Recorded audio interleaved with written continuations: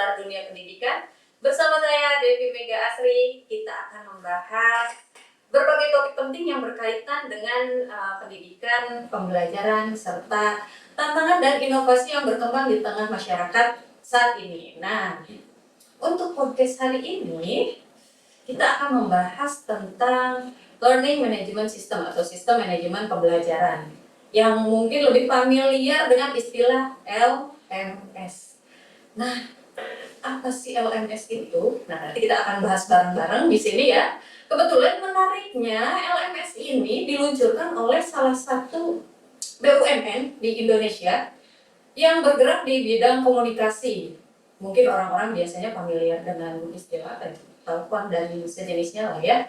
Nah, makanya kita sambut saja Bapak Ibu narasumber dari Telkom yang akan menjelaskan LMS dari Telkom itu yang bernama Si Pijar. Selamat datang Bapak Dimar dan Ibu Kevin. Selamat datang. Iya.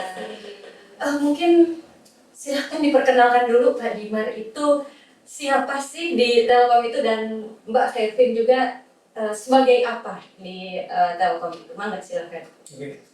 Selamat sore, pemirsa. Perkenalkan, nama saya Dimar. Saya selaku account manager di Telkom. Jadi fungsinya apa sih? Mungkin orang kenalnya itu account manager lebih ke salesperson gitu ya. Tapi lebih dari itu sebenarnya, saya pribadi lebih menganggap diri saya itu sebagai IT konsultan, Bu. Oh, gitu. Untuk klien-kliennya Telkom seperti itu.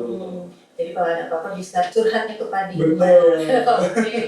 Nah, untuk Mbak Kevin atau Ibu Kevin, enaknya apa nih? Mbak aja ya, oke. Mbak Kevin, silakan. Oke, baik. Perkenalkan diri dengan saya Kevin Ratunavelia. Di sini Kevin sebagai koordinator profesional juga customer. Khususnya kalau Kevin itu untuk di bagian langsung ke pelanggan, ke sekolah, ke dunia pendidikan. dunia pendidikannya langsung. Fokusnya di situ. Kalau Iya. Mas Dimar itu General. lebih luas ya. Iya. Oke. Masya Allah, ini orang-orang luar biasa ternyata yang kita undang hari ini ya. Baik, nah kita langsung saja ya, kita bahas tentang si LMS ini. LMS itu kan semacam apa ya? Platform atau maka silakan siapa yang mau menjelaskan, karena biasanya kan kita dengan Telkom itu kaitannya sama telepon, internet gitu ya. Nah ini tiba-tiba main-main ke sekolah, ke dunia pendidikan gitu ya. Apa sih sebenarnya si Pijar ini yang diluncurkan oleh Telkom? Maka silakan. Oke, baik. Nah, jadi untuk Pijar Sekolah sendiri, ini adalah salah satu platform yang dirilis oleh Telkom, Iya. Bu. Nah, alhamdulillah sudah bergerak di tahun 2020 kemarin. Sudah lama sekali. Nah, jadi untuk Pijar Sekolah sendiri, itu ada panjangannya, itu platform Indonesia Belajar. Platform Indonesia Belajar, sehingga Pijar. Pijar. Nah, kemudian untuk Pijar sendiri ini adalah LMS tadi yang sempat disampaikan oleh Ibu, bahwasanya kita adalah Learning Management System sekolah yang dimana kita itu bisa terintegrasi langsung nih dengan orang tua gitu ya, sampai dengan dinas terkait. Nah, jadi menariknya Pijar Sekolah ini tidak hanya sebatas hubungan antara siswa dan juga guru, tapi juga Pijar Sekolah ini bisa menghubungkan juga nih dengan orang tua gitu. Jadi banyak yang bisa terlibat ya. Jadi Iya. orang tuanya bisa mantau ya Bu Bisa, ya, bisa. lewat si platform ini. Iya, bisa kegiatan anaknya di sekolah seperti apa, nilainya bagaimana, nanti orang tuanya bisa monitoring. Termasuk biaya kayak SPP gitu ada nggak sih? Bisa. Oh ada ya, takutnya ada yang lupa bayar Iya. gitu ya, atau orang tuanya sibuk, bisa pakai platform ini. Benar. Jadi bisa dengan digenggaman gitu ya. Benar. Oke. Sesuai dengan Telkom, Bu. Gimana? The world in your hand. In your hand. Oh Iya. ya, ada di genggaman kita ya Pak ya. Dan sekarang dunia pendidikan yang sedang ini. Nah, ini kan tadi kita ngomonginnya tentang si platform pendidikan tadi ya. Kenapa nih Telkom tiba-tiba fokusnya mau kemana? Ya. Ya sebetulnya kenapa tiba-tiba sekarang ada nih di sekitar kita di dunia pendidikan, itu bagaimana sih Pak? Siap. Jadi Telkom sendiri mulai fokus ke enterprise solution itu di tahun 2023, Bu. 2023. Betul. Jadi kita tuh makin peduli lah dengan pelanggan-pelanggan yang B2B, enterprise ataupun terkait dengan edukasi seperti ini ya. Kami ingin lebih bisa menyolusikan problem di customer seperti itu. Nah ini sekarang fokusnya di Dunia pendidikan, pendidikan. jadi lebih luas sekali. Lebih luas sekali. Luar biasa, masya Allah. Fiturnya tadi cuma itu saja kak. Oh, balik lagi ya ke pijar corner kak ya. Tadi fiturnya apakah hanya itu saja atau ada lagi nggak sih di pijar itu? Oke, baik. Untuk fiturnya sendiri banyak berbagai macam fitur yang bisa dinikmatin dan tidak hanya sebatas untuk manajemen data sekolah, tapi juga pihak sekolah bisa melakukan namanya reporting hasil nilai, kemudian nanti bisa sampai dengan ujian juga bisa dalam media sekolah, hasil nilai juga bisa langsung di report gitu. Jadi nggak hanya sebatas untuk pembelajaran, tapi juga bisa untuk ujiannya juga. Jadi orang tua nggak usah repot-repot datang ke sini ya untuk mengecek hasil-hasil ulangan anak-anak misalnya ya, masya Allah. Jadi tahu perkembangan siswa di sini melalui platform ini. Iya. Masya Allah.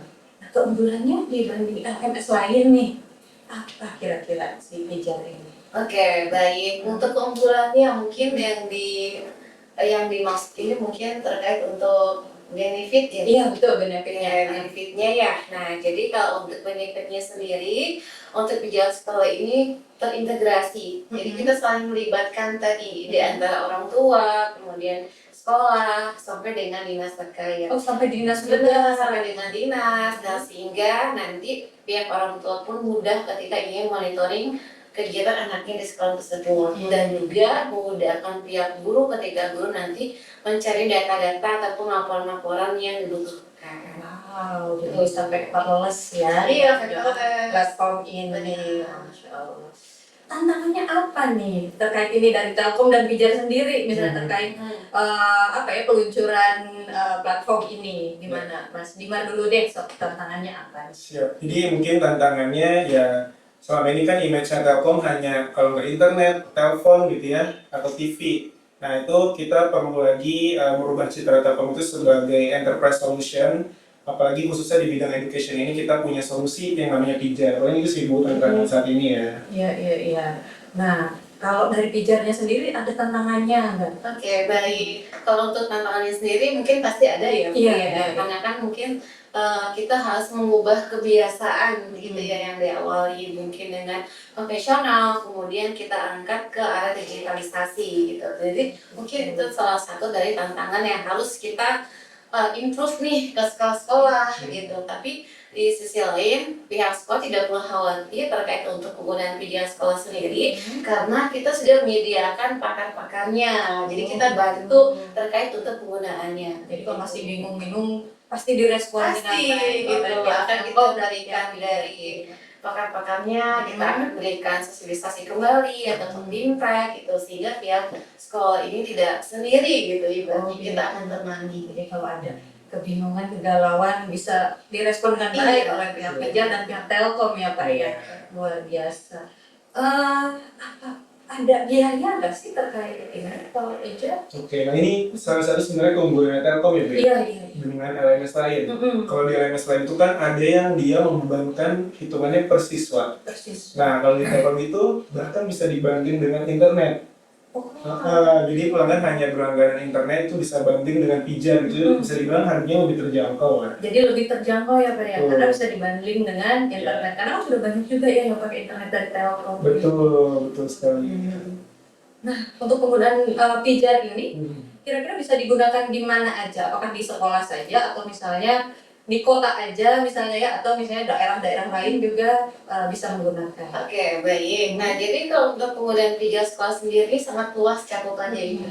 Kenapa? Karena untuk Pijar sekolah ini bisa digunakan dari jenjang SD, kemudian dari SMP, SMA, sampai ke jurusan SMK, sampai dengan yayasan. Nah, jadi walaupun sekolah kan kita ada yang Kemenasmen, ada yang Kemenak ya, itu juga bisa digunakan. Gitu. Jadi semua sektor pendidikan ya, Semua sektor pendidikan bisa. gitu. Sekolah dasar itu sudah Bisa. Jadi nggak harus yang SMA gitu ya, nggak apa-apa. Dari jenjangnya dari SD, SMP, SMA sampai ke jurusan. Oke. Luar biasa ya, Masya Allah, ini sudah mulai tercerahkan saya. Apa ini Telkom mengeluarkan platform ini, alhamdulillah ya. Nah, pertanyaan terakhir nih ya untuk kegiatan kita saat ini. kira-kira harapan dari Telkom dan dari Pijarnya ini apa terkait peluncuran platform ini? Silakan dari Pijar dulu boleh. Baik, harapan kami bahwasanya untuk sekolah-sekolah gitu ya, mungkin jangan takut terkait untuk digitalisasikan pendidikan gitu, karena memang kita harus belajar dari teknologi yang semakin canggih saat ini. Itu sih Bu dan harapan. Oke, benar dari Telkom. Kalau dari Telkom sendiri memang berharap Telkom itu tetap bisa hadir ya di masyarakat, mensolusikan segala problem masyarakat yang ada khususnya di bidang bisnis gitu ya. Iya. Dan tadi pendidikan, jadi jangan sungkan-sungkan kalau bertanya terkait apapun, kira-kira bisa nggak ya di bisnis saya tuh ingin dibantu nih solusinya supaya bisa lebih berkembang bisnisnya. Telkom siap banget membersamai bisnis Bapak Ibu sekalian. Oke, jadi gitu ya kurang lebih harapannya. Masya Allah, terima kasih Mas dan Mbak ya, Mas Dima dan Mbak Kelvin, terima kasih sudah hadir di sini, dan terima kasih pada Telkom dan Pijar karena sudah berkontribusi di sini ya untuk memajukan kualitas pembelajaran di SMNCM BBS ya. Terima kasih sudah hadir. Nah, alhamdulillah ya. Demikian pembahasan kita hari ini. Semoga wawasan yang dibagikan bisa memberikan manfaat dan menjadi inspirasi dalam memajukan dunia pendidikan. Terima kasih telah menyimak sampai akhir. Jangan lupa untuk terus nonton podcast Madanian Podcast ya untuk episode-episode selanjutnya. Saya Devi Mega Asri pamit undur diri. Terima kasih, salam pendidikan. Assalamualaikum warahmatullahi wabarakatuh.